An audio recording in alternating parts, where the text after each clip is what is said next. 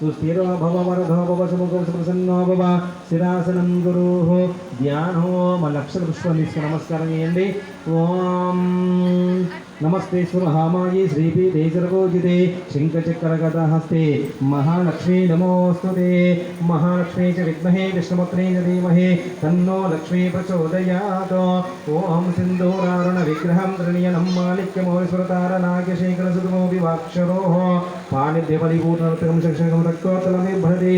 सौम्यां रत्नगरस्तदक्षरणं ध्यायेत् परामाम्बिको